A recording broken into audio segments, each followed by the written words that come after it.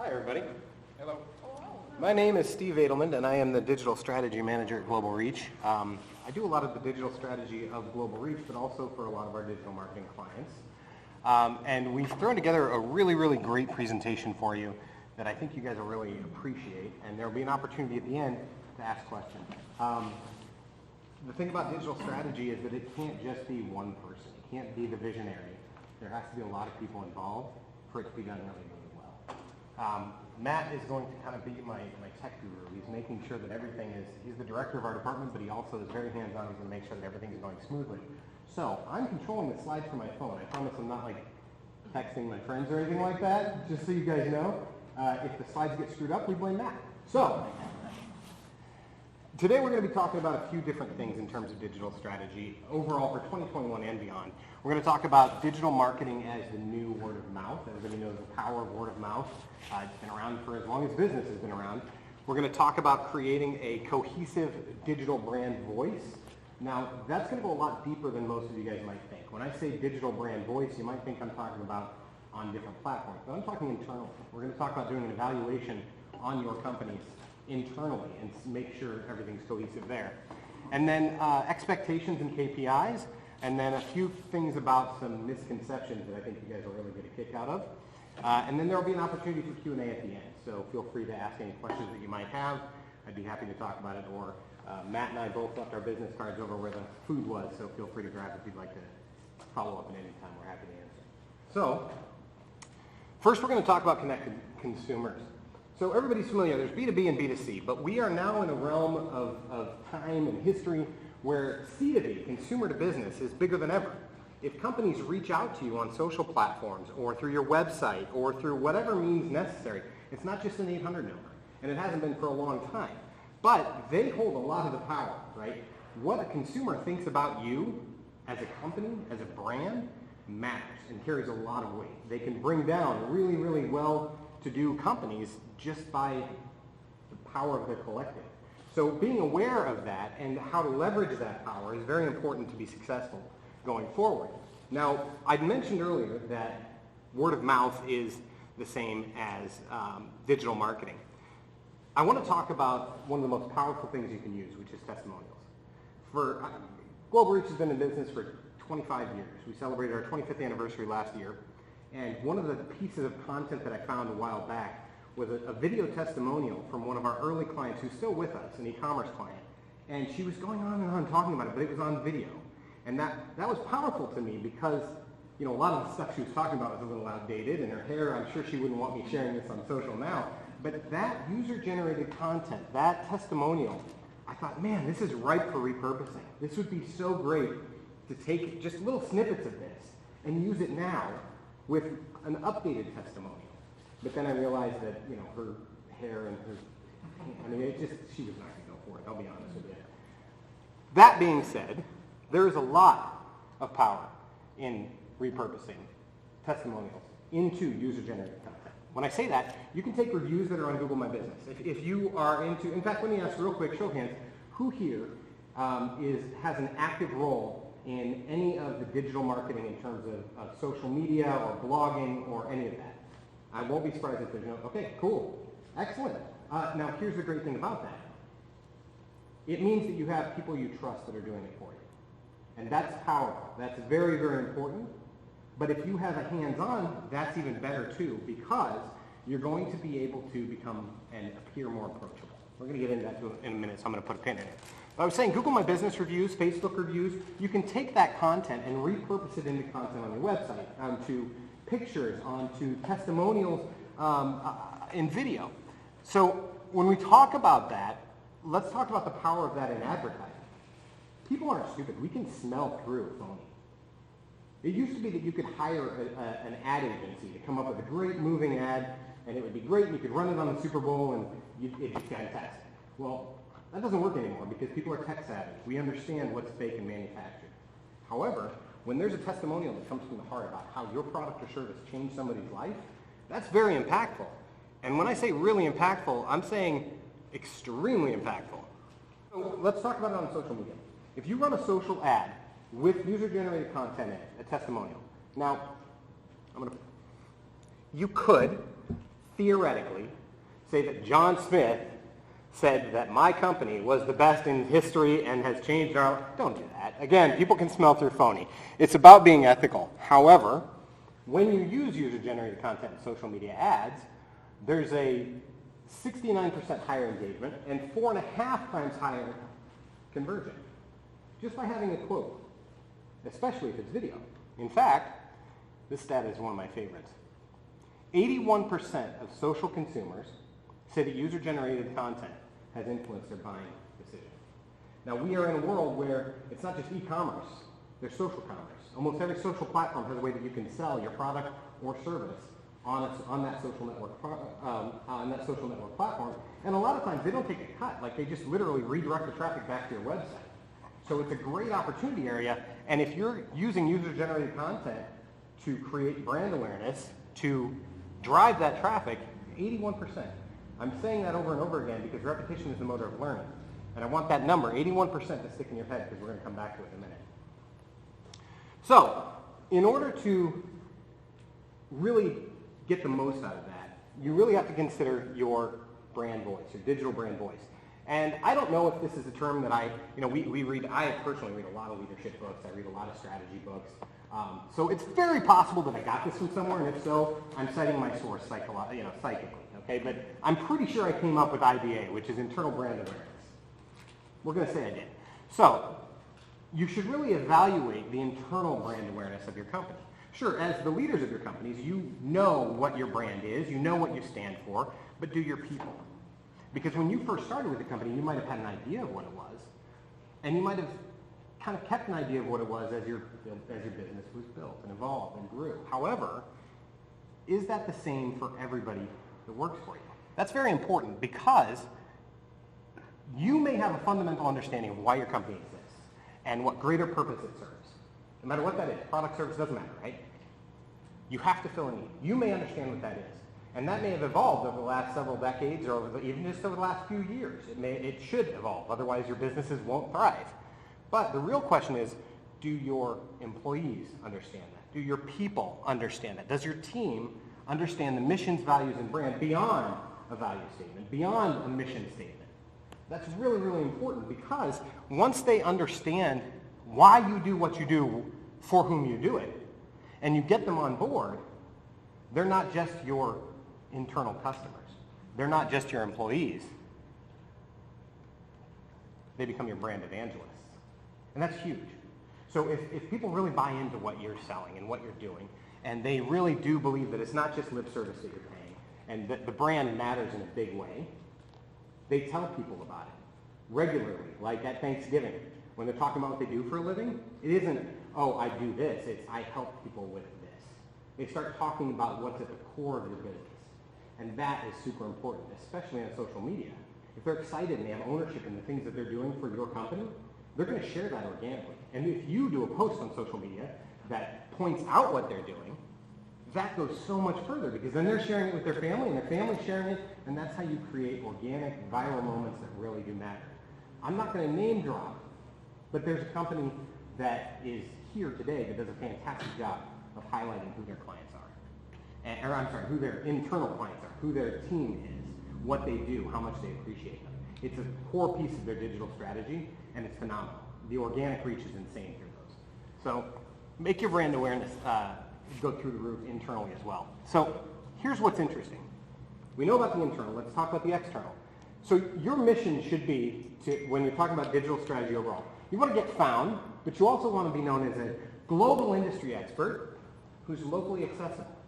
I mentioned before that we've got consumer to business. People want to be able to reach out to a brand or to a company and say, you know, I want to talk to you. I want to know that my voice matters. And we'll touch on that in a minute as well. But you have to try to understand how your brand is being perceived online. And that's really important because you may think you know, or you'd like to know, or like to think you know how you're being perceived. But in reality, there's a very real chance that you're not on it as much as you think you are. So how can you find this information out? Well, it all comes down to your understanding your target audience. You want to know who they are, where they are, and I'm not talking about geographically or even psychographically. I'm talking about specifically on social platforms, on your website. Where are they consuming your brand? Okay. Once you understand your target audience, You can use analytics, Google Analytics, Google Search Console, Google Tag Manager. There's so many different ways that you can track the analytics and see where all this traffic is coming from. It's ridiculous. But also doing research into, what is it that the people I want to reach are interacting with. And that's where the competitive analysis comes from. One of my old marketing professors many years ago said the case method is something they don't teach in books. The case method is copy and steal everything. If it's working, do it better. The idea is you don't want to keep up with the Joneses, you want to be the Joneses. You want to do it way better, and that's how you get your competitive advantage.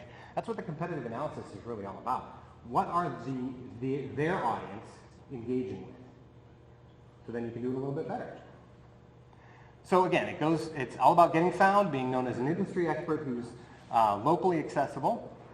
So ultimately, when you understand who your brand is, you can understand where they are. And that's really important. Choosing the right platform for your brand is important. And when I say platform, I'm not just talking about social media platforms. I'm talking about presenting information that has value in a consumable manner in which they're looking for. So I'm a firm believer, and I preach this to a lot of, we work with Fortune 500 companies, we work with nonprofits, we work with international companies, and it doesn't matter who I'm talking to. I preach this like it's gospel. I say 80-20. 80% of your content should be value and something that, not that you want them to know, but they want to know. That's why they're following you. And then the 20% should be, look at me, follow me, do this, let me help you. Because that's what people are looking for. That's what they need from you. Now, personally, I do a lot of experimenting with digital marketing on my time when I'm not working with global reach. And I try to practice a 90-10, but it's because that's more realistic for me, frankly, because I don't have anything to get from it. I'm not trying to gather business for myself. I'm doing market research. However, for companies, 80-20 is completely attainable, realistic, and I think it's a very practical goal. So 80% of your content should be value, and the other 20% should be, let me help you. Like, here's how you can engage. So let's talk about where they get it. They can get it from your website. They can get it from YouTube. They can get it from social media. They can use audio-only platforms. So raise your hand if you're familiar with or have heard of Clubhouse. Anybody heard of Clubhouse yet? Okay, that doesn't surprise me. You will. Elon Musk jumped on Clubhouse and did a 2-hour TED Talk / Ask Me Anything session. Bill Gates has been on there. Basically, it's a very exclusive audio-only platform that you have to have an Apple device to get into, and you have to get invited in. And it's literally, I don't know how many of you guys remember this, but back in like the late 80s, early 90s, they used to have dial-in chat rooms where you could call and just talk to random strangers. That's coming back virtually. Clubhouse is what it's called. It's a huge thing, and it's taken off so much that it's got like billions in venture capitalists backing. And now there's Twitter has released Twitter Spaces, exact same concept. And literally yesterday, so this presentation had already been made and it was too late, we printed everything out, but yesterday Facebook announced that they want to have an audio studio in your pocket through the Facebook app, where there will be built into it sound canceling, so that we can be standing in the middle of a highway having a conversation, and it'll use AI to take out all the background noise. You could do an entire podcast episode, an entire conversation, and the cool part is you can capture both video and audio at the same time. You can download an MP3 and an MP4, so you can repurpose that content to make podcasts, to make short snippet videos, to make vlogs, to do basically anything you want. And it's basically, I think it's going to completely change the way digital marketing is done, because it's going to make anybody can basically create amazing content using their pocket, using their phone. And the crazy part about it is they want to have it completely rolled out by this summer. So it's moving fast, and that's how fast the industry is changing. And that's why it's important to understand what these trends are, how you can kind of get in, because that's your competitive advantage. I've heard it said before, well, we've never done it that way. Well, yeah, and you don't have to do it that way now, but your competitors probably are. So if your consumers are there and the competitors are there, don't you want to be there first? Be the Joneses, right? That being said, there's different ways to distribute this. You can distribute it through blogs, through video content, through social channels. I am a huge fan of repurposing content. I mentioned that I do experiments. I once took a 30-second video and turned it into 17 different pieces of content on 8 different platforms from a 30-second video. And all of them did very, very well. I took a quote from it, I extracted the audio, put it into a podcast, I took stills of the video and made that into different social. I mean, there was so much that you can do with it, and if it's done right, it's evergreen. So there's a lot of different platforms that you can distribute this content on, and as long as you understand who your audience is, it's very, very easy to do that. You just have to know where to look. So again, be found, be known as an industry expert who's locally accessible. So all of this plays into a cohesive brand voice. Once you know that your internal audience and your internal consumers, if you will, your employees are on board and they are being your brand evangelists, you can go beyond branding. Let's talk about social video. I've mentioned video a couple times here, but I'm a big numbers guy. So I was doing a lot of research for this, and Matt will attest to this, Allison will attest to this, even Yakovos knows this about me. I'm a nerd. I suck this stuff up day and night, nonstop. I have to know this. It's an addiction. It's sick, really, but it pays me well, so I like it. According to Animoto, this is literally as of like last week, social video has huge opportunities. 74% of consumers engage with Instagram story ads. 74% engage with Instagram story ads. More importantly, 93% said that video helped make a purchasing decision. So remember how I said 81% was important? 81% user-generated content helped with buying decision. Imagine if you have a testimonial video that's nice and short, 93% say that video helps them make, I mean, think about it. When you were going to buy a product, did you look up the reviews? Did you look up YouTube reviews? Did your kids find about products because of YouTube? It influences our buying decision every day. So why not take that, get a testimonial on video, or even if you can't get the person who said it, take that text and put it on video of some kind. That in an ad can go super far. That's conversion 2.0.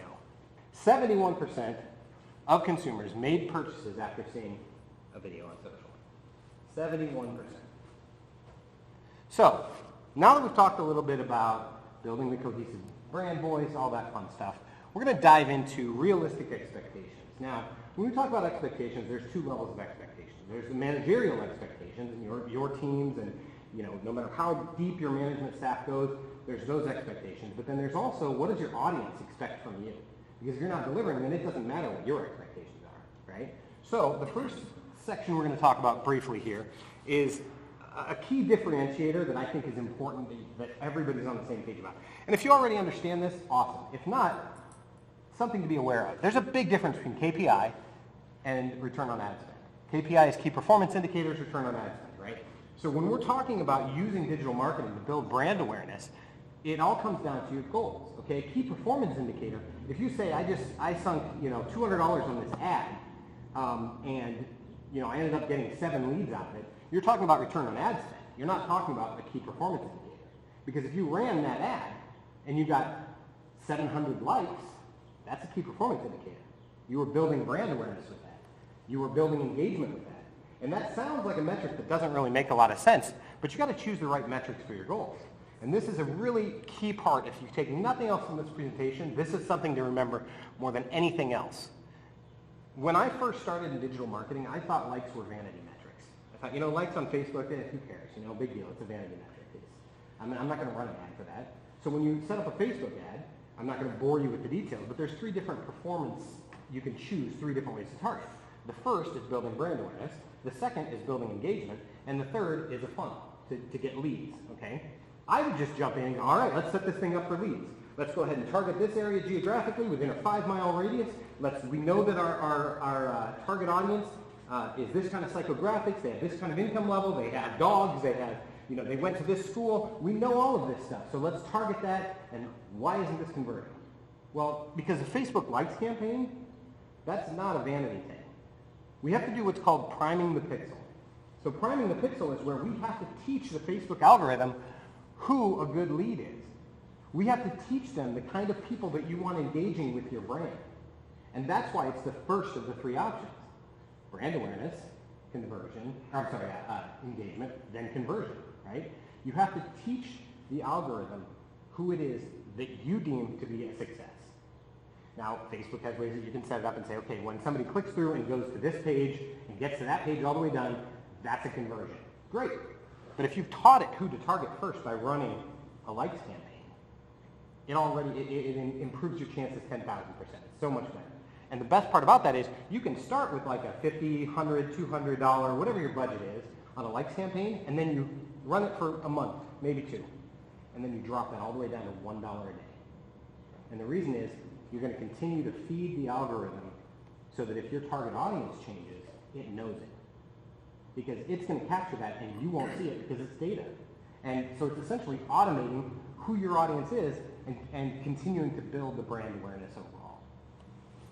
Facebook wants to give the best possible experience, so priming the pixel is the best way to do that. So that's an example though. If your return on ad spend for a likes campaign is conversion, you're getting nowhere. But if you can build your audience, then you know that you've set up those you're playing the long game here. So here's a key takeaway here. Not all ad campaigns and social strategy should have the end goal of lead generation. You have to play the long game. You have to build your brand. You have to make sure that you are communicating your expectations. If your expectations is sales right out the gate, then you're not necessarily playing the long game unless you already have 20 or 30,000 people who have liked your page or your platform or whatever it is. So it's really important that the communication is there. That's why the first question I asked is how many people in this room have an active role in digital marketing? It's important, especially if you have expectations. They can't deliver. Your people, they can't deliver if they don't know what those expectations are. So, now let's talk about the other side of the coin, the audience expectations. So this is really an eye-opener. This is one of the things that when I found this stat out, I knew that digital marketing is where I wanted to be. I was in sales for 25 years before I switched to digital marketing. And this is the thing. So, if somebody reaches out to you with a complaint on Facebook or Twitter, and they send you a direct message, well, we'll say either one. If they comment or they send your company a direct message on Facebook, somebody want to guess, how long do you have to respond before they have a negative impression? Any guesses? 3 days. 3 days, okay. Anybody else? 20 minutes. 20 minutes? Wow, you've got high expectations. I like that. I salute you. So anywhere from 20 minutes to 3 days. I respect that, okay. On Facebook, it's drastically different because each social network has its own culture, okay? So on Facebook, you actually have 24 hours to respond. On Twitter, you have 1 hour. Now, what's going to happen if you don't respond in that time? What's going to happen if you miss that expected window? And believe it or not, that's data from about 2 years ago. I guarantee you that window is shortened a lot in that 2 years. If you don't, so if somebody reaches out to you and you don't respond within 24 hours on Facebook or 1 hour on Twitter, it's the same as a customer calling into customer service and complaining, and your customer service rep hangs up on them. Oh, thank you very much for calling. Click. That's the feeling that they get. And the feeling is what's most important here. The feeling is what matters. So if you understand how soon they're wanting, again, they want that interaction. They want to know that their voice matters, right? So that was very eye-opening to me personally, because customer service has been the cornerstone of everything I've done professionally for the last 25 years, easily. And so the idea that if I called customer service and was mad and got hung up on, whoa, game over, right? That's it. So that's how the interaction is a whole other monster. That being said, so let's consider why people follow companies and brands. Well, first off, another show of hands here. How many people here are on some social platform, even if you're not on it regularly? Usually, I'm guessing LinkedIn, maybe some Facebook, right? Okay. And you follow pages. You follow people, businesses. You follow pages, but why? Maybe it's because you want to do business with that brand. Maybe it's because you want to get some industry insights, right? You want something out of it. That's why you follow them, right? That's how your consumers are too. But they have very specific things that they're looking for when they follow a company or a brand versus when they follow another person or it's a hyper-specific targeted company that they're following. So like if I like Nike, why would I follow Nike, right? And it's not just the brand awareness, it's not just the brand loyalty. First off, they want acknowledgement and appreciation for your business. People are, again, they're not stupid. They know that we are in a very highly competitive world, and they know that the service you're providing, even if you have a monopoly, these days you don't have a monopoly. There's always somebody who's going to try and steal that business in some way, shape, or form. I mean, even the electric companies, People can go off grid. So they want to know that their business matters. Customer appreciation stuff, they used to do that in retail a long time ago. They do love that. So if that's where the testimonial come in. Hey, we want to say thank you to Sarah Smith who said this about working with us. User-generated content, acknowledgement, and appreciation of the business right there. The other things that they want to look for include engagement. So in other words, they want you to interact with them. They also want to know that their voice matters. See, I'm jumping ahead. So, insights into your company and industry. So, you know, we've all seen The Wizard of Oz, and there's that scene where they pull back the curtain, and the great and powerful Oz is this little guy, right? That's kind of what social media is about. The top two reasons that people follow a company is because they want discounts that are unique, and they want to see what's behind the scenes. They want to see the day-to-day. They want to know that I'm interacting with human beings and not some nameless, faceless brand. I want to know there's people, real human beings behind the companies that I engage with. That's a huge part of it. The other side is the opportunity to be heard. So, you know, it used to be that you'd have to pay hundreds of thousands of dollars to do market research. You'd have to do focus groups. Now you can put up a poll on Facebook or Twitter and you can find answers that fast. Hey, which of these products looks better to you? Which of these services is most interested?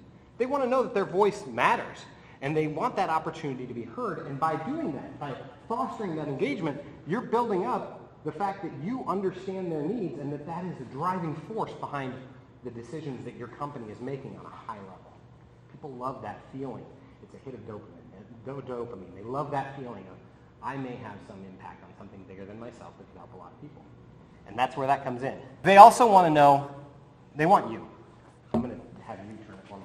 They want you. They want to know your unique brand voice. They want to hear what you have to say. They want to see what you have. All of the competitors out there, they have their own things that they offer, but there's a competitive advantage that you have. In fact, I'm going to dare say this, and you can steal this line. Anytime I've ever been in a leadership role, at some point or another I've used this because it's so true. There's one thing, I'm going to use it right now for myself. There's one thing, a global reach, that no other company, there's no other digital marketing firm out there, there's no other web development company out there, there's no other company in the world that has this one thing that is a major competitive advantage. And that's me. They have Matt. They have Allison. They have our team, right? We have very unique voices, and sharing that gives an opportunity for people to connect. And that's what being social is about. That's what brand awareness is about. The audience follows you for the unique value that you provide them. 80-20. And that's where that comes in. Go ahead, Matt. So this is the last part that I really want to talk about. I mentioned before the many industries that we work with at Global Reach. My favorite part of my job is when I get to sit down and consult and talk to upper leadership or marketing managers and just figure out what their goals are and help them strategize and figure out how to get there. I love doing that. But in the time that I've been doing that, I come across these 5 common myths, 5 things that people just believe with every fiber of their being. The first one is that they don't want to post too much on social because they don't want to scare off their audience. They don't want to flood their audience, right, with too much useless content. Well, one, if you're worried about sharing useless content, then that's a content conversation, right? If you're putting out content that people aren't going to like and they might unlike your page, then don't put out that content. It's that simple. Just don't do it. The second thing is that that's not how the algorithms work. The algorithm is designed to keep people on their platform. They're trying to give them things that they're going to engage with. If every single thing that your company posted got shown on every single social feed, you'd never have to pay for advertising because they would see everything. The second thing is, well, my customers are on social media. Well, that may be partially true. So everybody in this room raised your hands. However, there are people who just aren't on social media. However, their wives are, their kids are, their grandkids are, their nieces are, their nephews are. Their circle of personal influence is. And if they love that person, they know what they do. So for example, if I am the head of a construction company, right, and my son sees something on Facebook about this cool the solution for construction companies, he might say, hey, Dad, did you hear about this company? So that circle of influence is there. And I guarantee you, in today's digital world, everybody's on some social platform. You just have to find them. The third thing, companies need to be active on all social platforms. So that's another question that I get a lot. So listen, do I need to be on every single social platform? I mean, we don't have time for that. We don't have a budget for that. That takes a lot of effort. Well, first off, content can be repurposed onto other platforms very easily. And as long as you understand what those people are looking for on those platforms, no problem. That being said, no, you shouldn't be on every one. You should be on the ones that you know your customers are on. However, if that platform dies, you take that brand equity with you. So for example, there was a platform a long time ago called Vine that was like 3-second videos. Got super popular. Twitter bought it, shut it down. And the funny thing about that is there were Vine stars who had millions and millions of interactions. They took their audience and they went to Facebook, and they went to YouTube, and they went to Instagram. So once you've got a core tribe of influence there, core audience on the platform, you can take it to other platforms. So no, you don't have to, but it's more places for you to get found, so why wouldn't you? So the next question that I get, SEO is dead. You don't need to blog. I don't need a blog. I've got social platforms. I can vlog. And why would I need to blog? Well, because 97%, 98% of the world's traffic goes through Google every day. And Google, the Google algorithm, it's an answer machine first and foremost. But here's what a lot of people don't understand about Google. SEO isn't just about a website. It's a lot about a website, but it also has, Matt likes to say that it's a table. There's 4 legs to this table. The first one is on-site SEO, which is your organic traffic. Then there's paid, then there's social, then there's referral. So it's a much bigger umbrella than just what's on your website. Do you need content? Absolutely. Why? Well, it builds authority. It lets the world know that you have insights and that you're locally accessible, but you are an industry expert. But then goes one step further than that and gives an opportunity for you to get found. And that's really what it comes down to. So no, SEO is not dead. I don't expect, no matter what Google algorithms change, that it'll ever die completely, because people want to find stuff and they ask their phones. That's the first place they go. The last question that I get, and this one is one of my personal favorites. Google ads or Facebook ads are a waste of money. Well, if I'm doing a good job with SEO and I'm blogging well, I'm going to get found organically. So why would I need to do anything with ads? Well, because it takes a lot to research an effective blog. In order for Google to index a blog, it has to be at least 600 words. However, blogs that have 7,000 words or more, 7 pictures and 1 video, get 7 times the engagement and 2.5 times the shares than any other kind of blog. However, when was the last time you wrote 7,000 words on anything? I mean, and who has the time to sit down and consume that? So that's a one-off. There's 2 different types of blogs. That being said, if you want to drive traffic to that initiative that you're running, no matter what it is, Google ads are the way to steal that first valuable piece of real estate. Sure, a lot of people will scroll past it and go to the first organic, but the key is until you can get your organic where it needs to be, Google ads are the way to go. Facebook ads are a great way to go because they can do sniper accuracy, target down to a 5 to 10 mile radius of a place. If I wanted to do an ad on 25-mile radius of Ames from ISU, I could easily do that. If I wanted to do ISU alumni and people who are part of the American Marketing Association, I can do that. So there's so many ways that you can target, not just geographically, but psychographically, that it doesn't make sense not to. Rather than taking a shotgun approach, the sniper accurate approach is much, much better because as you're driving that traffic, it's booming up the overall SEO. It's a holistic approach, we call it, because that's what it comes down to. So ultimately what it comes down to, and you can probably thumb through most of these, you need to have a very cohesive strategy overall. Planning, execution, it all comes down to very specific. So this is kind of my recap here. You want to make sure that you're setting very realistic goals and that the people who are on your team who need to know these goals are following them. Once you have that, you need to make sure that you have essentially a roadmap to get there. Outline your objectives, do your research, use social media analytics, use Google Analytics, do your competitive analysis, and if you work with other companies or you have the tools in-house, you can tie all these things together and have a central hub to see all of it, to see overviews, to do the competitive analysis. Once you've got that down, you can set very realistic expectations and goals. So I stand corrected. The first step is understanding the objectives. Once you've done your research, you can set your goals for execution. But the final step, which in my opinion is probably the most important, is to execute and then follow up. Everybody in this room knows the importance of follow-up, right? You can make a great plan, but if you don't follow up and then adjust that plan for next time you throw it out, then what's the point? You don't know if it's worked at all. And that's one of the easiest things to overlook, easiest things to miss, is once you've executed, double check what you've done, make sure that it was worth it, and adjust accordingly, knowing that it's all an experiment. Now, the last thing on here, which will someday pop up, I promise, is actually a quote from Google. And they have some core philosophies, and this one is focus on the user and all else will follow. That's one of their core tenets. That's one of the most important things to Google, is provide the best possible experience. You may have also heard there's an old Bill Gates quote, content is king. Same concept. You want to put out the best value first, and as long as you're doing that, everything else is golden. I'm pretty sure that's the last slide. It is, cool. So, question and answer time. If you guys have any questions, we'd be happy to answer them for you. Hopefully you got a lot out of this. Anybody have questions? Go for it. So curious, just appreciate you walking us through this. I really enjoyed your passion. Thank you. Sorry about the technical difficulties, but it's kind of like being on mute nowadays with all these doggone virtual calls. But would you say a majority of this applies more to the business to consumer model versus say the B2B model? That's a really good question. Not necessarily. This whole presentation has been tailored to fit anything. So when Jakobos and I talked about putting this presentation together, he said, it's not a salesy thing, this is an educational thing. Well, I have to respect your intelligence. You're the leaders of some of the biggest businesses in our communities, right? So I can't assume that you don't know anything, but at the same time, I can't assume that you know everything, right? So striking that balance was kind of difficult for me. I also know some of you guys are B2C, some of you guys are B2B. So all of these philosophies can be shifted. So for example, the SEO stuff, that's super important because when people are doing research in the decision-making process, if your name is the one that comes up over and over again, the concept of guerrilla marketing is somebody sees something 10 times, it sticks in their brain. So there's that. There's also LinkedIn.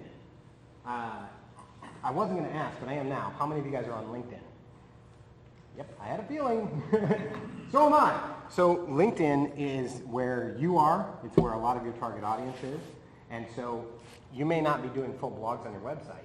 You may not be putting out video testimonials, but you might be writing articles for your own personal brand, which then reflects on your, see what I'm saying? So it can all work either way. And it's important to, whether you're working globally or you're working locally, having an understanding of what the end user wants is the most important part. I'm going to give you a real example, and then I'll stop, I promise. So I was on a call with one of our clients, a huge client in Cyprus, and I had prepared, they wanted a 3-hour training on Google Analytics. And so I was fully prepared for this training on Google Analytics. We spent 20 minutes talking about Google Analytics, and then they wanted to know SEO copywriting strategy. So, and this is a completely different industry than most other industries that we work with. So I had to be ready to say, okay, we'll set all this stuff aside, what questions can I answer? And then it became about me providing value, okay? So they're paying us for this consulting. All I have to do is figure out what is your pain point? What is the thing that we can help you with? And that's B2B. And what they were asking is, okay, from a B2B perspective, how do I reach B2C? So it can all be repurposed. That's a core thing of what I love to do about our job is everything can be repurposed. Steve, if I can add, Chad, so we are the client he was talking about, and we do know our internal voice, and one of the great things about it is when you talk B2C, so one of our challenges is not opportunities in our marketplace to get construction bids out there. What it is the manpower or the skilled trades to be able to come to it. So we actually use our platforms and what they do as brand awareness for that purpose of recruitment. Right. Yeah. The reason that they're so good at highlighting how much they love their people is because if I'm a contractor who has a specialized, we'll say, plastering skill, it's an art form, right? Am I going to want to work for some jerk that's local, or am I going to work for a big company that obviously loves their people and everybody that works for them sings their